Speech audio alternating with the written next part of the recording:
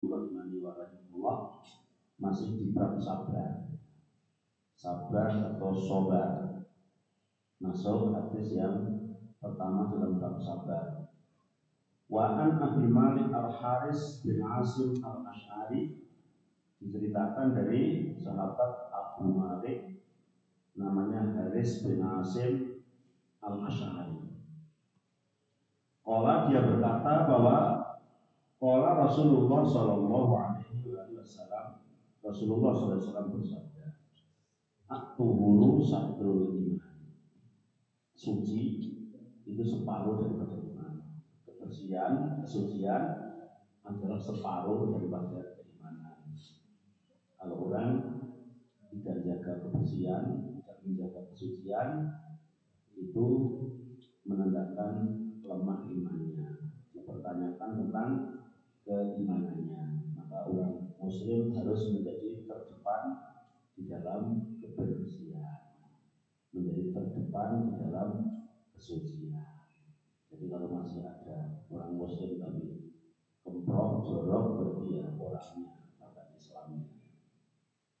Walhamdulillah tamla'ul mizan, dan ucapan alhamdulillah itu disebutkan memenuhi timbangan, kebaikan.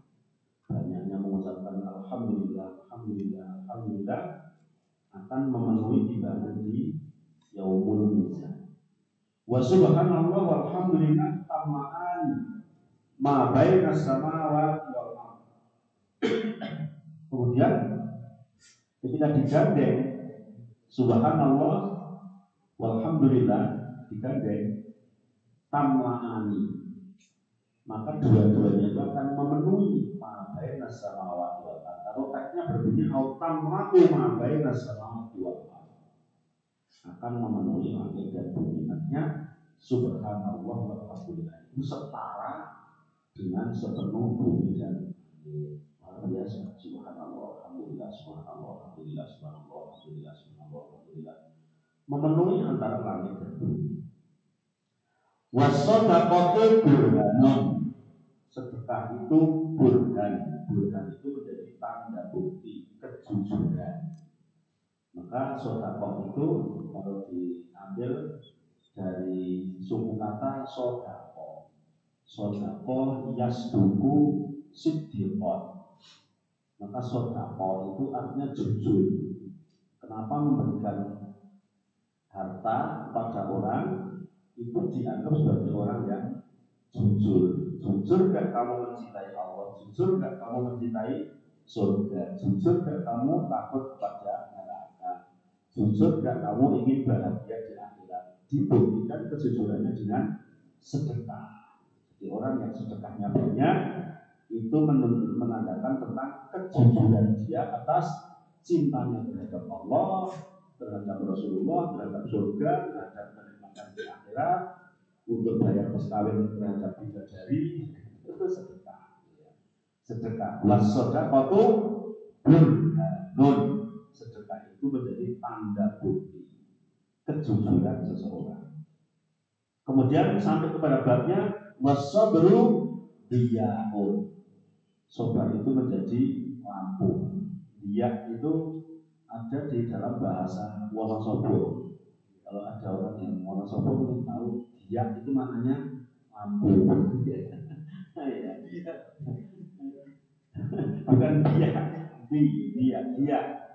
itu lampu.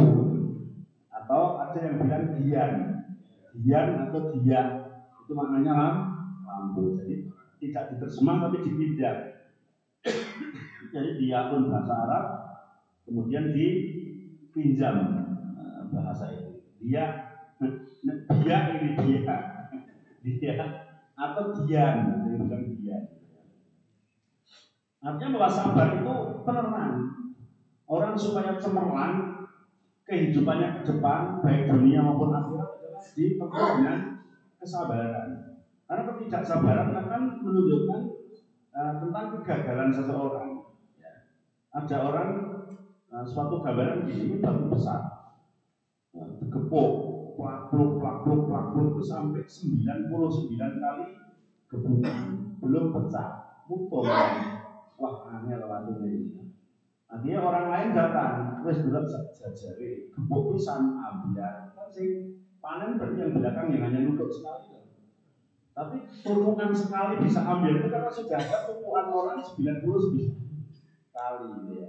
Maka kegagalan seorang itu biasanya karena tidak kesabaran. Orang nil itu loh rasa sabar berarti gitu ya. Maka as-sabru diyaqul. Sabar adalah menjadi bertang. Wal Qur'anu hujjatun laka au 'alaika. Hujjatun laka au 'alaika.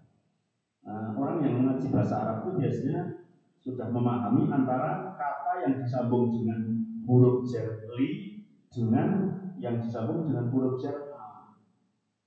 Laka berarti li laka. 'Alaika berarti ala. Kalau disambung dengan li itu positif, disambung dengan ala itu negatif. Ala atau an, li atau ila itu positif, ala atau an itu negatif. Maka ada kaidah kan gini, kaidah dalam fikih pernikahan. Ada kaidah mengatakan nadrul ula ilaika wa nadrus sani alaika. Ilaika wa alaika. Pandangan pertama manfaat bagimu dan pandangan yang kedua bahaya bagimu. Nadrul ula ilaika wa nadrus sani alaika. Jadi bahasanya orang lihat lawan jenis orang cantik, nggak sengaja lihat pertama kali itu ilaika manfaat bagimu, alhamdulillah rezeki itu. Tapi ketika gini sudah bahaya. Karena pemandangan pertama itu rezeki dari Allah, nggak sengaja. Kedua berarti sudah sengaja dari hati. Ada lagi tentang kata rogib. Rogib itu arti hatinya itu cinta. Tapi ketika dipasang dengan ala atau an menjadi benci. Contohnya di hadis tentang pernikahan, paman rogiba an sunnati. Rogib disambung dengan an berarti bermakna benci. Barang siapa yang benci terhadap sunnahku. Makanya wal Quran hujjatun maka au alaika. Wal Quran itu hujjatun bisa jadi hujjah argumentasi laka yang manfaat bagimu au alaika atau membahayakan dirimu. Jadi Quran itu menjadi hujjah yang membelamu atau menjadi hujjah yang merugikanmu. Tinggal kita bagaimana menunjukkan Al-Quran itu. Ketika Al-Quran itu didudukkan sebagaimana mestinya, kita ikuti perintahnya, kita jauhi larangannya, maka hujjatun laka. Tapi ketika Al-Quran itu hanya diambil manfaatnya, karena kadang-kadang Al-Quran itu kan tergantung orangnya yang jauh, ya. Tergantung orangnya itu punya keahlian apa. Orang yang punya keahlian jadi tabib atau jadi tukang jumpat jambi gitu, dia tahunya Al-Quran itu dari alif lam mim, dari Fatihah sampai An-Nas itu hanya untuk obat semuanya. Jadi dulu pernah saya diijazahi, kalau surat ini ayat ini untuk sakit perut, kalau ayat ini surat ini ayat ini untuk mengusir tikus, ayat ini syarat ini untuk ini untuk ini untuk ini untuk ini. Bahkan pernah kalau kamu mau naik motor nggak pakai helm, nggak pakai SIM, bacaannya ini loh. Ini polisi nggak lihat, masya Allah. Yang berbunyi apa? Kota Mongko wa ala qulubihim wa ala sam'ihim wa ala absarihim. Ya, jadi kok yang ahli jumpa jam itu tahunya Al-Quran itu untuk itu. Ada orang yang ahli lagu, ya, ahli irama. Al-Quran dari Fatihah sampai An-Nas itu ya iramanya semua. Ini lagu Bayati Suri, ini namanya lagu Nasrawan, ini lagu Jawab Jawab, ini Ros, ini apa? Semuanya lagu bahasa ya indah semua. Ada juga mungkin ya Al-Quran itu tinggal orangnya yang apa gitu.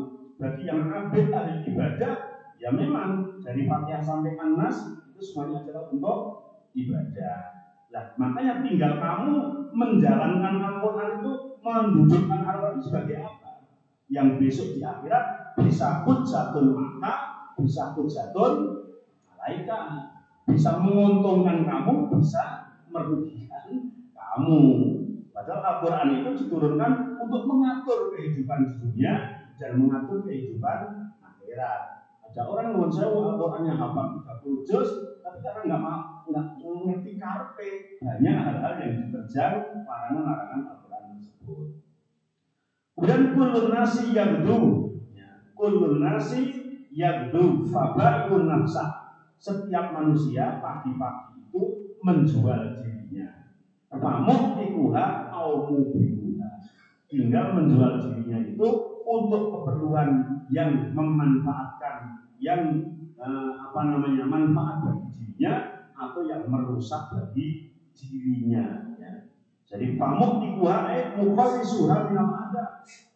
Karena menjual diri ini kepada Allah atau kepada siapa? Karena Allah sudah membeli diri kita ini, yang bayarannya adalah surga.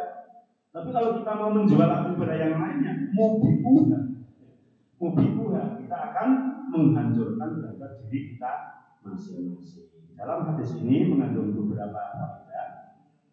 Di antaranya adalah yang pertama, fadlul wudu fil Islam, wa huwa syartu sihhatis shalat wa sharat kasyatri walaysa yalzamu minhu ayakuna nisfan pilihan. Keutamaan wudhu. Kenapa? Nabi bilang kebersihan separuh daripada Islam. Karena wudhu itu menjadi syarat sahnya sholat, dan sholat itu menduduki kedudukan yang terbesar, porsi terbesar di dalam Islam. Kemudian al-amal yakunu laha wazmun yaumal qiyamah. Fatahkilu wa taqifu wa hadza yasbutul mizan. Besok di akhirat itu amal akan ditimbang oleh Allah. Ditimbang. Ketika ada kata-kata ditimbang, jangan bayangkan timbangan itu kaya apa. Karena di dunia itu ada timbangan yang untuk menimbang barang ringan, ada perkara yang untuk menimbang barang berat. Tronton lewat saja ada timbangannya. Kan di penimbangan itu lewat ditimbang. Tapi ada orang punya timbangan emas itu hanya untuk menimbang 1 gram, 2 gram. Baru di dunia aja kita mikir sudah bingung. Dan apalagi timbangan di akhirat kelak. Kita serahkan kepada Allah, yang jelas besok amal kita akan ditimbang dan tidak ada yang dizalimi. Kalau amalnya baik, ya pasti akan mendapatkan kebaikan. Kalau yang berat itu, yang jelek, ya kita akan mendapatkan konsekuensi dari kejelekan itu. Berbayar lupa dari zikri wa idmatu ajri. Ya, menjelaskan tentang keutamaan zikir dan pahalanya yang besar.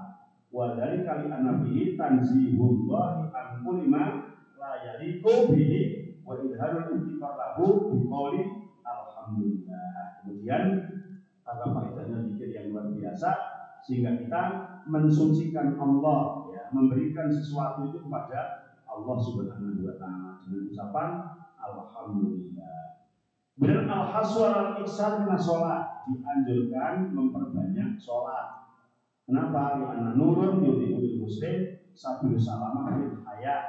Karena dengan kita sholat itu Allah akan memberikan keselamatan kita baik di dunia maupun di akhirat. Keselamatan seseorang tergantung sholatnya. Kalau sholatnya baik, ya, sholatnya khusyuk, ya, sholatnya sempurna, maka akan diberi kebahagiaan baik di dunia maupun di akhirat. Karena tahsibu sohibwa anil fahsya'i wal munkar. Karena sholat itu kata Allah, inna sholata tanha anil fahsya'i wal munkar. Dengan sholat itu orang akan terhalang dari berbuat keji dan berbuat munkar. Kalau ada orang yang sholat tapi masih rajin berbuat keji dan munkar, sebetulnya itu sudah terkurangi kekejian dan kemungkarannya. Kalau tidak melakukan sholat, ya kemungkaran dan kekejiannya akan menjadi lebih banyak. Wa tahdilah sholat, dan sholat akan menuntun pada jalan kebenaran. Wa tasuddu anil mahalik, dan akan membentengi dari kehancuran. Bima fiha min nurin taghtabahu fil qalbi wa tasfiyahu ala jawari, dengan cahaya-cahaya yang sehingga akan menerangi hati dan juga menerangi anggota badan tubuh. Kemudian al-iksar min as-shadaqah dalil resik bil mu'min, tadi sudah dijelaskan. Orang yang memperbanyak sedekah itu menunjukkan tentang kejujuran dirinya. Benar nggak kamu cinta surga? Benar nggak kamu cinta Allah? Benar nggak kamu cinta Rasulullah? Benar nggak kamu cinta kebenaran. Buktinya bagaimana sedekahnya, berapa sedekahnya. Karena sudah menjadi fitrah manusia bahwa manusia itu cinta terhadap harta benda. Kalau hari ini mungkin diwujudkan dengan cinta uang. Jadi orang itu tidak mau melepaskan uang itu kecuali ketika mendapatkan sesuatu yang lebih dicintai. Kalau saya punya uang 500.000 kemudian tak lepas demi mendapatkan kacamata, berarti saya lebih mencintai kacamata itu daripada uang 500.000. Maka bukti kejujuran seseorang, benar nggak cinta surga, benar nggak cinta Allah, bagaimana melepas harta itu untuk melakukan perintah Allah, perintah Rasulullah. Berarti sedekah adalah menjadi tanda kejujuran seseorang. Kemudian bayanu fadli sabri, menjelaskan keutamaan sabar. Wa annahu amrun mahmudun la yazalu sahibihi mustabian muhtadiyan. Orang yang sabar itu adalah orang yang akan mendapatkan sinar. Ya, orang yang sabar itu akan mendapatkan pahala yang luar biasa. Innama yuwaffas sabiruna ajrahum bighairi hisab. Orang yang sabar akan mendapatkan pahala yang tidak ada batas sama sekali. Maka sabar itu pahalanya besar, sehingga sabar itu ya berat. Ada yang tanya sabar itu batasnya sampai kapan? Ya sampai mati, sampai kaki kanan kita melangkahkan kakinya di pintu surga, selesai ya. Kalau belum sabar terus, karena yang namanya hidup itu rintangannya terus ada terus. Lulus ini datang ini, lulus ini datang yang lain, lulus ini datang yang lain, terus ya. Maka sabar kan, ada henti-hentinya ya terus sabar terus. Dan kesabaran itu yang akan mendapatkan balasan yang luar biasa. Al-Quran Al-Karim Sunnah As-Sahihah makan huma al-masdar di jami'il ahkam as-syar'iyyah. Al-Quran dan Sunnah As-Sahihah adalah merupakan sumber untuk menetapkan hukum syariat.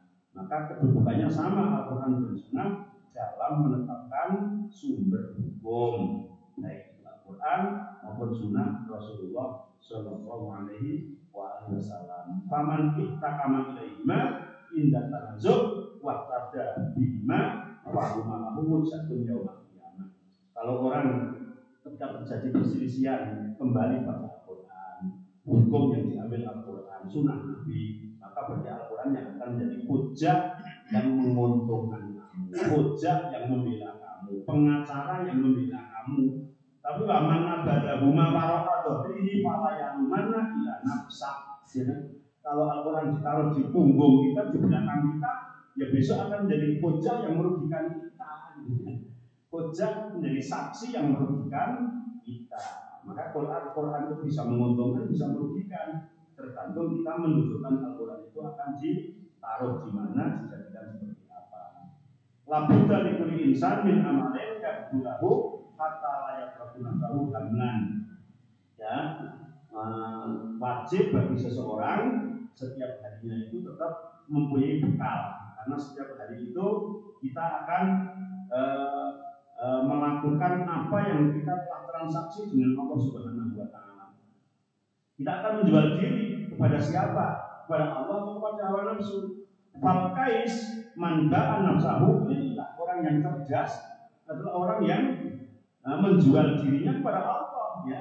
Fayaqlusuha minal adabi wa yafus. Ketika menjual diri kepada Allah, maka kita akan terselamatkan dari adab dan akan menjadi orang yang beruntung. Tapi kalau ajiz, orang yang dedel, orang yang apes, ya, orang yang lemah akalnya, man halaka wa ahlaka wa tamanna al-ghani amani. Orang yang akan menghancurkan dirinya sehingga harapannya kepada Allah hanya harapan amani, suatu harapan yang tidak mungkin bisa direalisasikan. Inilah dalam hadis pertama, dalam bab sabar, ternyata kesabaran itu merupakan suatu hal yang dicintai oleh Allah Subhanahu wa Ta'ala, meskipun berat di dalam pelaksanaannya, meskipun hurufnya yang tidak sobar, ya, tidak sampai 2 detik bisa mengucapkan sobar, tapi pelaksanaannya adalah berat, untuk perjuangan yang luar biasa. Sabar menghadapi istri, sabar menghadapi suami, sabar menghadapi anak, menghadapi orang tua, menghadapi teman, menghadapi tetangga, itu beda-beda ya dalam kita menghadapinya, dan itu pasti terus ada hingga kematian menjemput kita. Semoga Allah tetap memberikan pertolongan kepada kita, sabar di dalam menempuh kehidupan ini sehingga kita menjadi orang yang beruntung di dunia dan akhirat. Amin. Sampai di sini. Subhanallahumma wa bihamdika. Wassalamualaikum warahmatullahi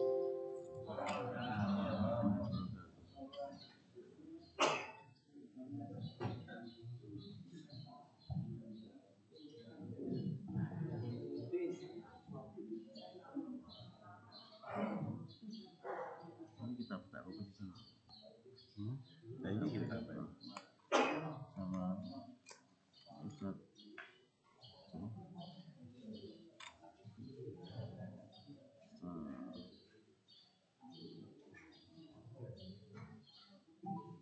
Temporary issue has occurred while connecting to the server. Please try again. 200.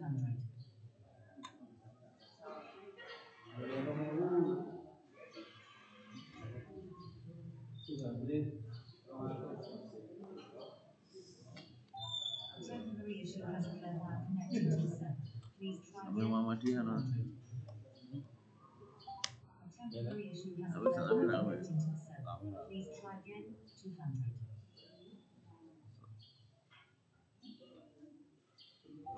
Temporary issue has occurred while connecting to the server. Please try again. 200.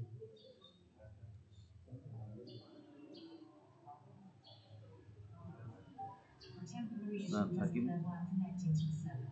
Please try again.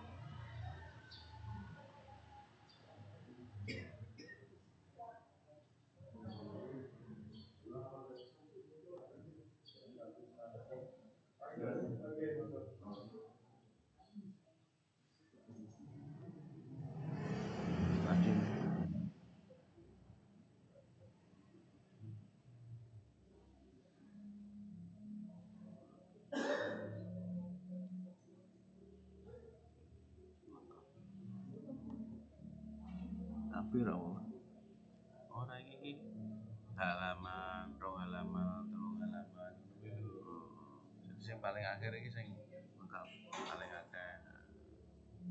Ya gak apa-apa nak. Tapi mau updatean dulu. Beli itu update setiap mau ngisi. Terus ini itu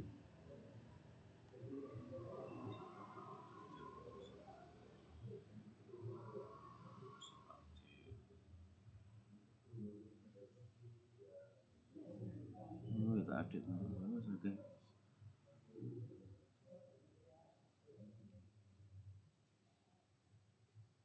Oke, ini tapi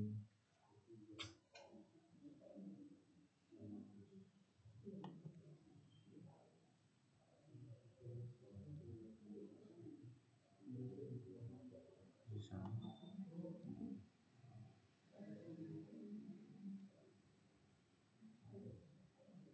Buat disebar gitu.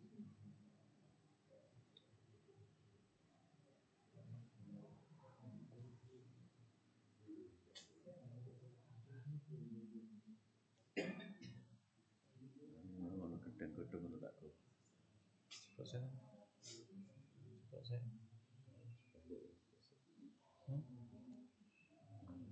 Siapa? Ya, jauh.